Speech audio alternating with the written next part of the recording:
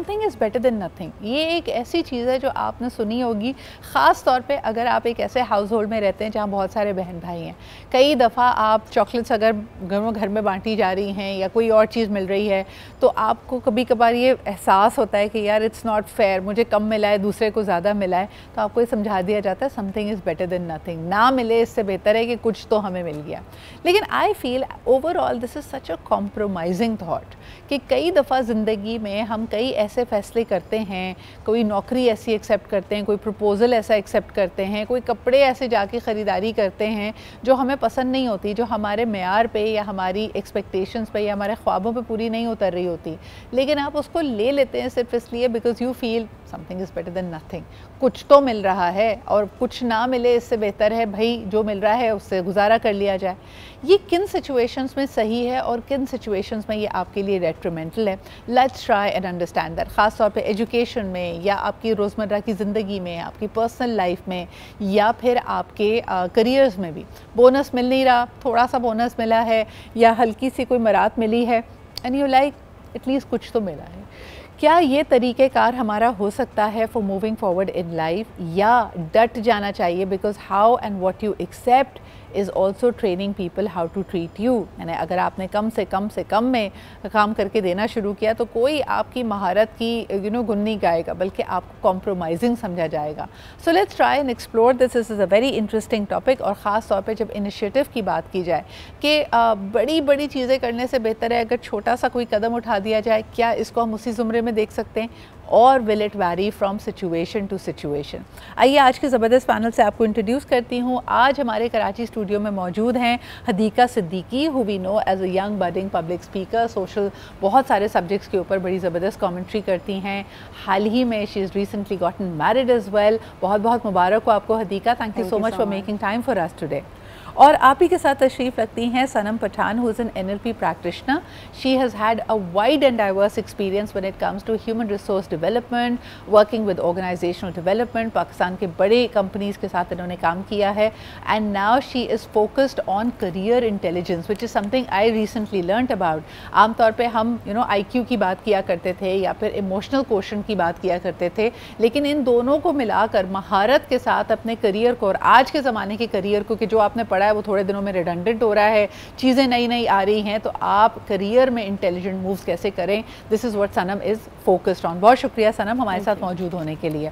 Last but definitely not the least, my very dear friend Wajiha Zafar हमारे साथ मौजूद हैं, जो कि एक माहिर नफ्सियात हैं। और क्योंकि इसका ताल्लुक compromise, expectations and what you expect in life से है, तो आइए गुफ्तगू का आगाज़ इन्हीं से करते हैं। बहुत बहुत शुक्रिया वजीहा वक्त निकालने के लिए।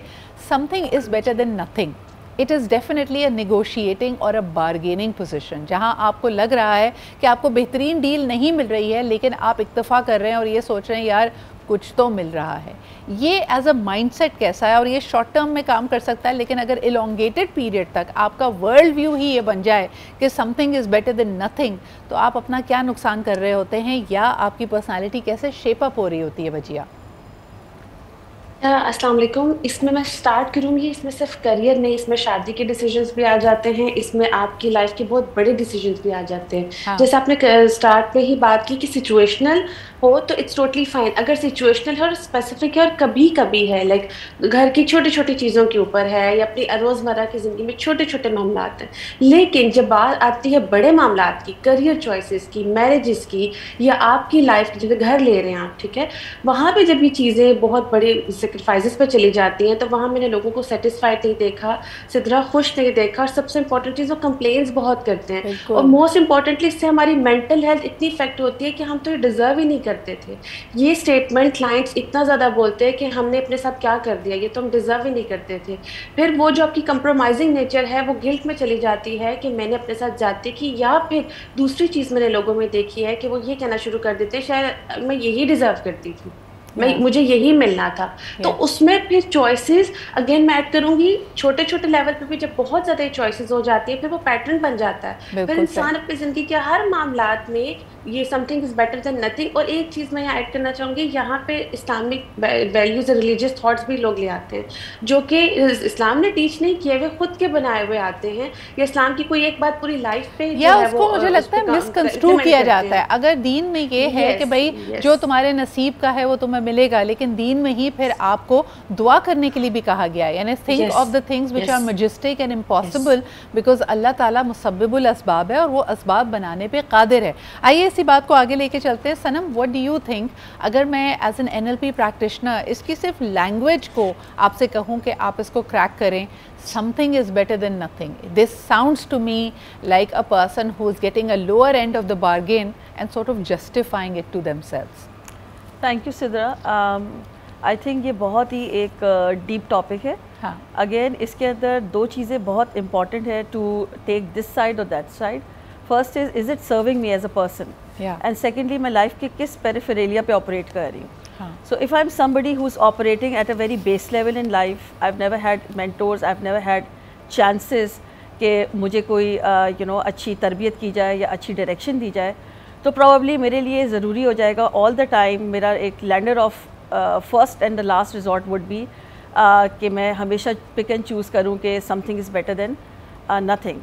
लेकिन अगर मैं प्रोग्रेसिव पर्सन हूँ, मैंने every year, every 3 months, every 6 months अपनी लाइफ में कुछ इनिशिएटिव्स लिए हैं, ग्रो किया है, तो मेरा ख्याल से इन दैट कैपेसिटी मेरे लिए this becomes a non negotiable zone, और मेरे लिए फिर एक्सीलेंस और par excellence becomes the choice of decision. लेकिन सनम, हमें दोनों तरह के लोग नज़र आते हैं, वो जो बड़े स्ट्रिक्ट हो जाते हैं अपने स्टैंडर्ड्स के साथ, उनको भी हमने नाकाम होते हुए देखा है, और हम कहते हैं यार काश आपकी मिजाज में, आपकी पर्सनालिटी में थोड़ी सी लचक होती, आप थोड़ा सा कॉम्प्रोमाइज़ करना जानते होते तो आप ज़िंदगी में बहुत आगे बढ़ जाते। लेकिन दूसरी चीज़ जैसे आपने कही कि ये करते करते और इसी को अगर आपने अपना वर्ल्ड व्यू बना लिया, then you will probably end up at a much lower range than what your true potential was. तो इसको कैसे समझें? इसको मैं इस तरीके से एक्सप्लेन करूँगी सिद्रा, कि sometimes life is in greys, not in black and white. So usually अगर हम अपनी लाइफ को भी नेविगेट करें, तो again if we are somebody who has not put enough brain to work, or we are somebody who are relying on others for decision making, तो इस case में फिर हमारे लिए वो कुछ करना कुछ ना करने से बेहतर हो जाता है। बिल्कुल सही। अच्छा, मुझे लगता है कि कहीं ना इसके अंदर एक एहसास, यानी जिसके अंदर बड़ा क्लियर एक चीज़ जो वाज़े हो रही है, वो आपका सेल्फ इमेज है कि आप अपने आप को किस पोजीशन पे समझते हैं। ये कभी कभार आपके लिए काम भी करता है, यानी हर सिचुएशन में something is better than nothing is not a bad thing. ये बात हदीका मैं तुम्हारे पास लेके आना चाहूँगी। मिसाल के तौर पे आपका एक ड्रीम जॉब है, और अभी आपको पता है कि आप जिस लाइफ के स्टेज पर हैं, जो आपकी क्वालिफिकेशंस है, जो आपकी ट्रेनिंग्स है, वो आपके आइडियल से बहुत कम है, and you are perhaps trying to get a foot in the door. जैसे मैं अपनी एक दोस्त को जानती हूँ जिसका बचपन से ख्वाब था कि जी मैंने BBC में काम करना है। So once she graduated from a UK university, she started applying for everything. तो उसको नौकरी ना मिले BBC में, किसी ने उसको बड़ा ज़बरदस्त मशवरा दिया which was on the lines of something is better than nothing. उसने कहा तुम BBC के रेडियोज़ जो कि छोटे शहरों में हैं, तुम उसमें अप्लाई करो, and once you will be part of the system. उसने फिर इंटेलिजेंटली ये किया, क्योंकि आप एक दूर दराज इलाके रीड्स में या कहीं पे आप उसकी उसके रेडियो में आपकी जब शमूलियत हो गई, now you are a part of the network, and through that she was able to get a number of producers के कॉन्टैक्ट एड्रेसेस, और फिर उसने उनको कॉन्टैक्ट किया, and with in 6 months to 9 months she was able to progress and get in to the zone जो उसकी ideal job थी। तो समटाइम्स ये एक बड़ा लचकदार, बड़ा ज़बरदस्त तरीका भी हो सकता है, that is going to stretch you, but you have your eyes on the bigger goal. What would you say? Exactly, ma'am. I would second what you have said over here. जैसे मैं फॉर एग्ज़ाम्पल करियर डेवलपमेंट में career placement department को देख रही होती हूँ, बहुत सारे स्टूडेंट्स आते हैं, कहते हैं कि now that we have graduated specifically in the domains of software and computer sciences, तो अब तो हमें बिग टेक जायंट्स हायर करेंगे और हमारी सैलरी 1.5 लाख से कम होनी नहीं चाहिए। क्यों? क्योंकि हमने तो इतने सारे प्रोजेक्ट्स कर लिए हैं और we should be getting nothing less than that. अब इनको पता होना चाहिए कि ऑब्वियसली आपने प्रोजेक्ट्स डेफिनेटली किए होंगे, लेकिन आप जॉब मार्केट में still you are a fresh graduate. अब एक फ्रेश ग्रेजुएट को एक एक्सपीरियंस एम्प्लॉय के बराबर सैलरी नहीं दी जा सकती। अच्छा चलो दी भी जा सकती है, आप अपने आप को उस कॉम्पिटेंसी लेवल पे लाने के लिए आपको नीचे से स्टार्ट करना पड़ेगा। एंड समटाइम नीचे से स्टार्ट करने का हरगिज़ ये मतलब नहीं होता कि आप अपने आप को अंडरमाइन कर रहे हैं या आपकी अपनी क्वालिटी कॉम्प्रोमाइज़ हो रही है। Sometimes it's just not about academic learning, it's about the environmental learning. You learn to work with different kinds of generations, आपकी अपनी डिफरेंट ग्रोथ होती है। Something is better than nothing is nothing like कि आपको कोई job नहीं मिल रही तो आप यहाँ पे सेटल डाउन हो जाएं। इट्स ऑल्सो अबाउट कि आप डिफरेंट फैक्टर्स को देख के अपने आप को इम्प्रूव करें एंड आप देन आगे बढ़ें। अच्छा, और कभी कभार आपके सर्कमस्टांसेस टेम्परेरीली अगर आपको मजबूर कर भी दें, जैसे हम अक्सर, मुझे बड़ी हैरत होती है, बड़ी तकलीफ़ होती है जब पाकिस्तान के किसी भी टैलेंटेड इंसान के बारे में कि यार ये देखो इसमें तो इतना स्पार्क था, इतना पोटेंशियल था, ये एक वन सॉन्ग वंडर है, या ये पाकिस्तान का ग्रीन जैकेट है, ये एथलीट भी रहा था, इसने सिल्वर मेडल लिया, गोल्ड मेडल लिया, और आज देखो ये क्या कर रहा है, ये अमेरिका में टैक्सी चला रहा है, ऊबर चला रहा है। अरे भाई, something is better than nothing, because उसके उस वक्त लाइफ सर्कमस्टांसेस क्या हैं ये आपको नहीं पता। कई दफ़ा लोगों को टेम्पिंग करनी पड़ती है, कई दफ़ा लोगों को एक साइड हसल करना पड़ता है, and there is nothing wrong with that. ये माइंडसेट का शिफ्ट कैसे लाया जाए हदीका? ये माइंडसेट का शिफ्ट लाना बहुत ज़रूरी है। अभी आप देखें जो हमारा करियर ट्रेंड चल रहा है, स्पेसिफ़िकली अगर मैं बात करूं पाकिस्तान की, तो बहुत सारे लोग करियर शिफ्ट कर रहे हैं, बिज़नेस में आईटी की तरफ जा रहे हैं। बहुत सारी जो टेक डोमेन्स हैं उन्होंने अपने आईटी प्रोग्राम्स लॉन्च कर दिए कि if you do not have an IT background, आप आएँ हमारे पास 6 मंथ्स का क्रैश कोर्स करें, हम आपको साइबर सिक्योरिटी में, डेटा एनालिसिस में एंड डिफरेंट जगहों पे जॉब्स दे देंगे। मैं अगर बात करूँ, मेरी एक एचआर की टीचर जिनका 20 इयर्स का एचआर का एक्सपीरियंस है, वो डेटा एनालिसिस का क्रैश कोर्स करके अभी 6 मंथ्स बाद एज एन इंटर्नी एक टेक फर्म ज्वाइन करने की सलाहियत भी रखेंगे एंड होप करेंगे उनको इंटर्नशिप मिल जाए। So in other words, it is about reinventing yourself, which kind of ties to what Sanam was saying earlier about career intelligence. कई दफ़ा हम ये बात आपको प्रीच करते हैं कि something is better than nothing ज़िंदगी का एक मंत्रा नहीं बन जाना चाहिए, वरना ये आपको नुकसान पहुंचाएगा। लेकिन कहाँ ये एक स्मार्ट करियर मूव हो सकता है, कहाँ ये एक स्मार्ट लाइफ मूव हो सकता है, इसके बारे में बात करते हैं। अच्छा जी, ये बात हमने की कि कभी कभार first step in the door के लिए something is better than nothing is not a bad idea. In fact it gives you a reality check, आपकी अना को, आपकी ईगो को भी थोड़ा सा इन चेक रखती है। मिसाल के तौर पर लोग कहते हैं दूसरे मुल्क जाके तो देखो पता चलेगा आप कितने पानी में हैं। आप कनाडा गए हैं, आप यूके गए हैं, आप यहाँ पे बहुत बड़े तुर्रम खान थे, अपनी कंपनी के वीपी थे, वहाँ की जॉब्स मार्केट के लिए आपके पास रेलेवेंट एक्सपीरियंस नहीं है। एक्सपीरियंस है, सिमिलर प्रोसीजर्स में एक्सपीरियंस है, लेकिन उनकी मार्केट का एक्सपीरियंस नहीं है। वहाँ सोशल नेटवर्क नहीं है, सोशल कैपिटल नहीं है, वहाँ की जो ना जैसे जो एबिलिटी होती है, लाइक अगर मैं एक मार्केटियर हूँ, मेरा सोशल कैपिटल बहुत अहम है कि मैं लोगों को कनेक्ट करना जानती हूँ, मैं 4 लोगों को जानती हूँ तो मैं अपना काम करवा सकती हूँ।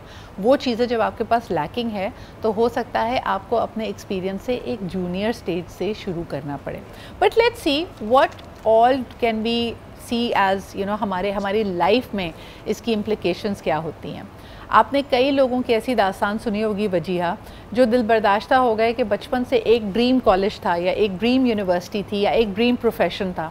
मैं जी आर्मी में जाना चाहता था, मैं इंजीनियर बनना चाहता था, मैंने 4 दफ़ा एंट्रेंस टेस्ट दिया लेकिन मेरी रसाई ना हो पाई या मुझे एडमिशन नहीं मिला। ऐसे लोग फिर अगर अप्लाई करते हैं अपनी ज़िंदगी में something is better than nothing, तो बहुत बिग्रजिंगली करते हैं। लोग कहते हैं यार चलो कोई बात नहीं, तुम इंजीनियर नहीं बन सके, ऐसा करो तुम आर्ट्स में ले लो एडमिशन। और फिर इवेंचुअली पता चलता है कि शायद डेस्टिनी में तो उनके लिए बड़ी ज़बरदस्त चीज़ें थी, उन्होंने अपनी फील्ड में नंबर 1 बनना था, लेकिन वो शुरू एक रिजेक्शन, एक एक्सीडेंट से हुआ। क्या कहेंगी वजिया? ये बहुत इंपॉर्टेंट पॉइंट है और बहुत इंटरेस्टिंग भी, क्योंकि मेरा खुद भी करियर चॉइसेस में मैंने चीज़ें फेस की हैं और मैंने अपने क्लाइंट्स में रिसेंटली इस पर बहुत वर्किंग भी की है। और मैंने चीज़ नोट किया है कि जब आप एफर्ट के बाद, कोशिश के बाद जब आप देखते हैं कि वो चीज़ आपके पास नहीं आ रही, आप उसको नहीं अचीव कर पा रहे, और उसके बाद आप जब चॉइसेस में और ज़्यादा चॉइसेस में जाते हैं और पिकअप एंड चूज़ में जाते हैं, तो मैंने नोट किया कि लोग बहुत बड़े बड़े लाइक अचीवमेंट्स और करियर ओरिएंटेड उनकी बहुत सारी चीज़ें निकलती हैं, क्योंकि एक चीज़ मैं ऐड करना चाहूँगी कि कभी कभी आप बिल्कुल टनल विजन रख रहे होते हैं, बिल्कुल एक चीज़ का टनल विजन देख के बाकी सारी अपॉर्चुनिटी मिस कर रहे होते हैं। उसमें जब आप देखते हैं कि अच्छा आपके अंदर तो और भी इतने स्किल्स हैं, आपके सामने इतनी सारी अपॉर्चुनिटीज़ हैं, वहाँ पे लोग फिर बहुत बड़े बड़े लेवल पे अचीवमेंट्स लेते हैं।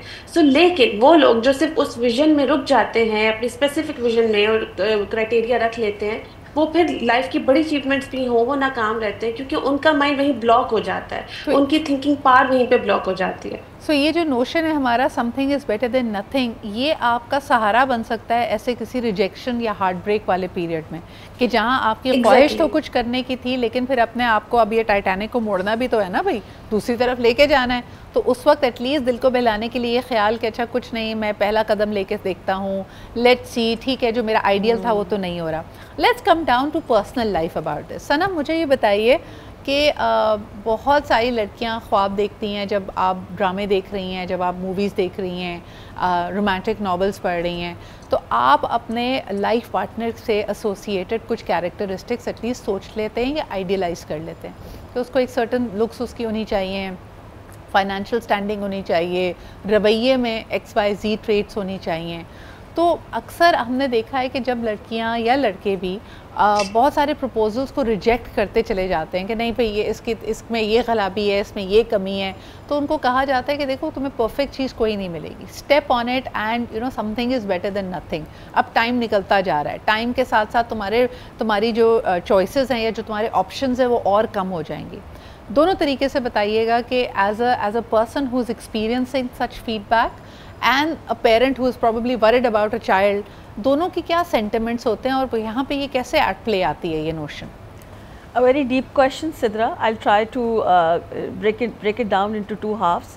पहली तो ये कि जब लोग अपनी कंपेनियनशिप चॉइसेस में जाते हैं, जिसको हम इन नॉर्मल वर्ड्स कहते हैं मैरिज चॉइसेस में, तो मेरा ख्याल से बहुत ही ज़्यादा सुपरफिशियल वर्किंग करते हैं इन टर्म्स ऑफ के घर कैसा होना चाहिए, फैमिली बैकग्राउंड कैसा होना चाहिए, फाइनेंशियल वाइबिलिटी कैसी होनी चाहिए।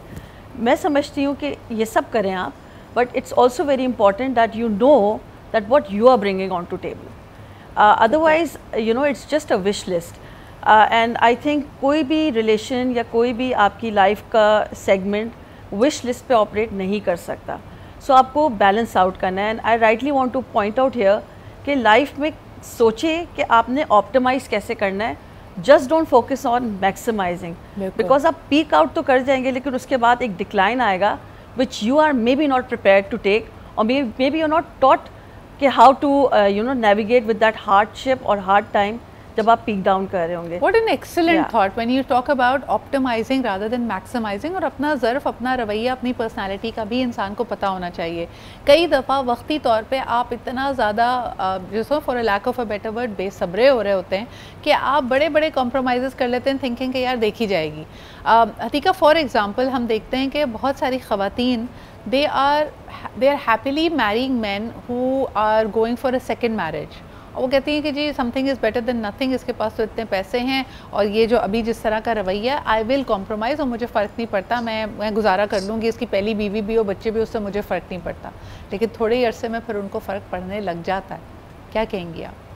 लेकिन सबसे इम्पॉर्टेंट चीज़ तो ये है कि when there is a dating period, जो भी रिएक्शन या जो भी चीज़ आप रिसीव कर रहे होते हो सामने वाले से, वो 10 टाइम्स मल्टीप्लाई हो जाती है when you Mary them.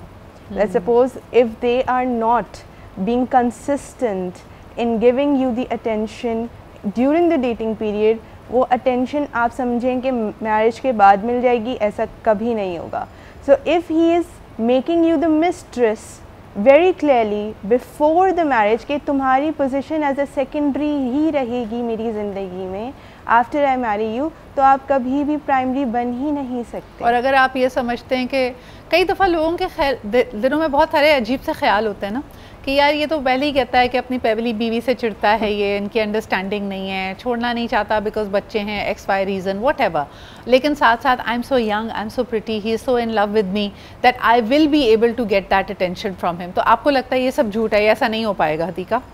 No, I don't think so. देखिए, it also depends कि relationship, it also varies from couple to couple, ये तो एक बात है। लेकिन अभी तक जो मैंने different cases देखे हैं और उसके अंदर मैंने यही देखा है, मर्द जो है वो यही चाह रहा होता है कि उसको अटेंशन मिलती रहे, फिर चाहे वो दूसरी औरत से मिले या तीसरी औरत से मिले। ये तो अलमिया है, अनफॉर्चुनेटली हमारी सोसाइटी में बहुत ज़्यादा ये चीज़ जा रही है। अच्छा, वो अपने एप्लीकेशन लेके बैठे हैं। बाय द वे, मर्दों का जो कॉन्सेप्ट है ना, something is better than nothing, उनका ख्याल ये है कि something is better then everything, यानी कहीं से भी कुछ थोड़ी सी भी अटेंशन मिल रही हो, थोड़ा सा ही कोई चांस क्यों ना हो, वो उसको भी अवेल करते हैं। I am just joking about it. वजी, आपके पास लेके आना चाहूँगी ये सवाल again on the subject of marriage, something is better than nothing. हमारे यहाँ ख़वातीन को ख़ास तौर पे anybody who crosses the age of 25, 28 कहा जाता है now their pool of options is very limited. तो दूसरी शादी तो चलें, एक अलग एक एक्सट्रीम सिनेरियो है, they are being pushed into saying yes to marriages where they are seeing red flags. नज़र आ रहा है कि यार ये शादी नहीं चलेगी, सम कोर बेसिक हमारे प्रिंसिपल्स हैं जिसके ऊपर हम अलाइंड नहीं हैं, लेकिन बार बार माशरे की तरफ से कहा जा रहा है बेटा something is better than nothing, अभी ये भी मिल रहा है, गनीमत है, कर लो शादी। क्या कहेंगी आप? देखिए, इस तरह की मैरिजेस में मैंने मोस्टली जो चीज़ें देखी हैं वो ये कि बहुत अर्ली ही स्टेजेस में वो मैरिज जो है डिक्लाइन की तरफ जाना शुरू हो जाती है। क्यों? क्योंकि आपने जब कंप्रोमाइजिंग की है उसमें फीमेल तो सप्रेस करती है क्योंकि उसको पता है कि मैंने ये डिसीजन खुद लिया है, लेकिन जब वो कंप्रोमाइज़ करती है तो वो उसकी मेंटल हेल्थ इफेक्ट करते हैं, उसके बच्चे में। ये नहीं कह रही कि ये सेपरेशन या डिवोर्सेस तक जाती है, बट मेनली मैंने ये चीज़ देखी है, कुछ लोग जल्दी में भी शादी कर लेते हैं, रेड फ्लैग्स भी नहीं देखते, कुछ भी नहीं देखते, बस होता है ना कि आपने डिसीजन ले लिया विदाउट थिंकिंग कि इसमें क्या है, प्रोज एंड कॉन्स हैं। मैंने हमेशा एक चीज़ नोट की कि जब आप चीज़ों को प्रोज एंड कॉन्स के बगैर पिक कर लेते हैं तो उसमें फिर आप सफ़र करते हैं। Why? Because you are not ready for that कि आपने क्या चूज़ किया है। विश लिस्ट हो या फिर जैसे हमने पहले भी जिक्र किया कि अगर आप बहुत ड्रीमी विश लिस्ट बना लेते हैं एक वो, या आप बिल्कुल ही ब्लैंक होकर शादी कर लेते हैं, इन दोनों को हमने सक्सेसफुल 50-50 चांसेस पे देखा है, मतलब रिस्क चांसेस पे देखा है। Why? Because you are not prepare for that. और उस पर मेनली जो चीज़ें इफेक्ट होती है, इस तरह मैंने मेंटल हेल्थ को इफेक्ट होते देखे हैं, और इससे भी ज़्यादा वो फीमेल्स फिर दूसरों के लिए भी टॉक्सिक हो जाती है, इन्वायरमेंट के लिए भी। एंड मेनली उनकी सबसे ज़्यादा इंपॉर्टेंट चीज़ हमने देखी है कि उनके घर का पूरा एनवायरनमेंट ख़राब हो जाता है। और मेल, जो हमने सेकंड मैरिजेस की बात की, मेल फिर अटेंशन सीकिंग के लिए बाहर की तरफ जाते हैं, और फीमेल जो एस्केप के लिए जो हैं वो अपने डिफरेंट वेज निकालती हैं। अच्छा, जहाँ हम ये सोसाइटी में कह रहे हैं कि ख़वातीन पहली शादी में कॉम्प्रोमाइज़ करती हैं, सनम आई एम श्योर कि मर्द भी पहली शादी में भी कॉम्प्रोमाइज़ करते होंगे ना, उन पर भी तो इस तरह के प्रेशर्स आ सकते हैं कि नहीं ख़ानदान में ही शादी करनी है, अम्मी की पसंद से ही शादी करनी है, अच्छा नहीं बस हमने डिसाइड कर लिया तुमने यही करनी है, something is better than nothing, तुम्हारे पास खुद तो कोई ऑप्शन नहीं, किसी से तुम्हारी अंडरस्टैंडिंग डेवलप नहीं हुई तो हमारे कहने पर शादी कर लो। मर्द भी तो सफ़र करते होंगे something is better than nothing से। आई थिंक हमारी सोसाइटी में आई मीन कहते हैं गिव डेविल इट्स ड्यू। तो अगर हम दोनों सेगमेंट को, मेल्स और फीमेल्स को देखें, तो समहाउ आदमी फिर भी एक वे आउट निकाल लेता है, because they have got technical answer to the question that everything is better than nothing. So उसके अंदर ये है कि they do resort on again getting into multiple. इसको हम कंटिन्यू करेंगे, मुझे एक ब्रेक के लिए कहा जा रहा है, let's take a break and come back. You are absolutely right. दूसरा इसमें एक बहुत बड़ा डिफरिंग फैक्टर ये भी है कि ख़वातीन को जब something is better than nothing करना होता है ना, उसको ये भी पता है कि आगे वाली ज़िंदगी में उसी से सबसे ज़्यादा कॉम्प्रोमाइज़ की एक्सपेक्टेशंस होंगी, एक नॉर्मल रिलेशनशिप में भी उससे ज़्यादा होगी। मर्द किसी भी रिलेशनशिप में मगर बिलखुसूस शादी में ये सोच कर जाता है कि इर्द गिर्द वाले कॉम्प्रोमाइज़ करेंगे, बीवी एडजस्ट करेगी, मैं जैसा हूँ, मेरा मिजाज जैसा है, मेरा रूटीन जैसी है, वो 19-20 का फ़र्क होगा लेकिन वो ज़्यादातर 90% वो वैसी ही रहेगी। So this is a big edge that they have. अच्छा जी, बड़ा इंटरेस्टिंग हमारा टॉपिक चल रहा था जिसमें हमने कहा कि मर्दों के साथ क्या होता है, उनकी एक्सपेक्टेशंस भी तो, और मेरा इस पे ये पर्सनल ओपिनियन ये है कि उनको कॉम्प्रोमाइज़ खातून की निस्बत क्योंकि कम करना पड़ता है, तो उनके पास रूम होता है, room to manoeuvre, where they say कि अच्छा यार ज़िंदगी में इतना बड़ा भी कोई ड्रास्टिक चेंज नहीं आ रहा, something is better than nothing. घर वालों को चाहिए, चलो घर वालों के लिए शादी भी कर ली। सनम, आप जो कह रही थी अब उसको मैं चाहूँगी कि कंटिन्यू करें। क्या एक आदमी की इमोशनल फुलफिलमेंट जब नहीं हो रही होती, emotional, I am not talking about any other fields, क्योंकि ख़वातीन अगर घर में तो ख्याल रख रही होती हैं, even if he goes for a second wife, हमने तो कई मर्दों को ही कहते हुए सुना है 3-3 दफ़ा शादियाँ कर चुके होते हैं लेकिन कहते हैं कभी प्यार नहीं मिला। सो ये बेचारे what are they looking for and what is it that they are not getting? I think in part whether it's a women or a male, I think it's very important कि you know आपकी अपनी जो understanding of your life is very clear. So अगर आपका ज़िंदगी का मकसद ही यही है कि आपने आना है और आई मीन सॉरी टू से दिस, शादियाँ ही करनी है, and your only hunt is to find a good companion, then you need to stop, think and rewire yourself. I think it's important कि आपको beyond this जाके भी देखना है कि आपकी you know, again I'm repeating the same thing, what the other person is bringing on table. So maybe the person is not serving you emotionally, but there are other things that the person is serving you जो कि आप neglect कर रहे हैं या ignore कर रहे हैं.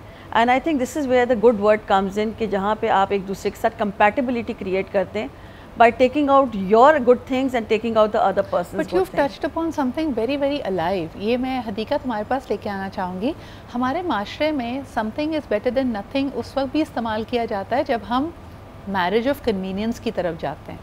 जब एक मर्द हो सकता है दौलत के लिए या किसी की शक्ल सूरत देख के उससे शादी कर रहा हो, या एक डिवोर्सी एक यू नो फाइनेंशियल सहारे के लिए किसी से शादी कर रही हो, तो तब भी तो ये नोशन सुनने में आता है ना कि something is better than nothing.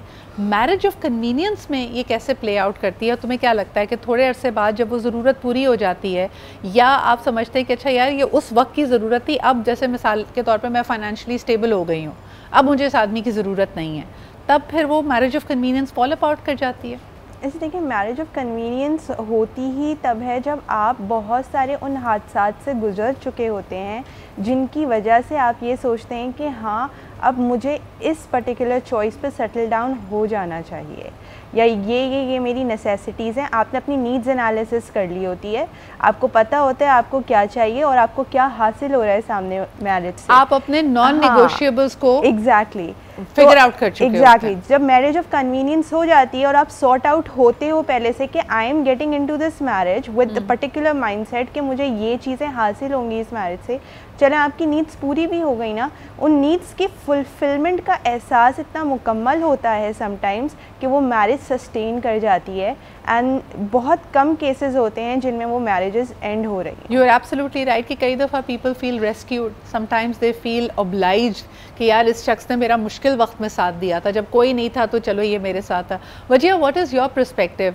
Something is better than nothing, ख़ास तौर पे जब हम इसको मैरिज ऑफ कन्वीनियंस के तनाजुर में देखें, आपकी क्या ऑब्जर्वेशंस हैं? वजिया, आप म्यूट पर हैं. जी, मेरी जो प्रोफेशनल ऑब्जर्वेशन ये है, जो मैंने देखा है कि ज़्यादातर जो है केसेस मेरे पास जो रिपोर्ट हुए हैं उसमें फिर वो जो जिस चीज़ की वजह से शादी करते हैं, जब वो फुलफिलमेंट हो जाती है उसके बाद फिर वो व्हाट नेक्स्ट पे आ जाते हैं, क्योंकि ह्यूमन नेचर है कि व्हाट नेक्स्ट पे रहती है. Okay. तो जब व्हाट नेक्स्ट पे आते हैं उनकी जब वो फुलफिलमेंट नहीं होती तो वो उस रिलेशनशिप को अलग नापी और रियून करने लग जाते हैं. उस पर्सन की जो ओवरऑल लाइफ है उसको क्रिटिसाइज करने लग जाते हैं और उस पर्सन पे प्रेशर डालने लग जाते हैं, यू नो, कि मैं तो ये भी डिजर्व करती हूँ लाइफ में, मुझे ये भी नहीं मिल रहा. तो उसमें क्या होता है, उसमें फिर जो है दोनों की जो एज अ लाइफ पार्टनर जो चीज़ें चल रही होती हैं वो बहुत ज़्यादा लाइन नहीं करती हैं और फिर पूरी फैमिली डिसफंक्शनल हो जाती है. सो मैंने मोस्ट इम्पॉर्टेंटली कि आप सिर्फ एक चीज़ के ऊपर रह के जब शादी करते हैं तो फिर आप प्रिपेयर रहे कि उसमें जब वो चीज़ कंप्लीट होगी तो फिर वर्ड नेक्स्ट पे आप क्या कहाँ जाएंगे. सो आप अपनी बेसिक कुछ चीज़ों पर रख के करें. लेकिन हाँ, जैसे हमने बात की कि कुछ लोग बिल्कुल ही फाइनेंशियल क्रंच में होते हैं. मैंने ऐसी फीमेल्स भी देखी हैं जो अपने बच्चों के साथ सर्वाइव नहीं कर पा रही.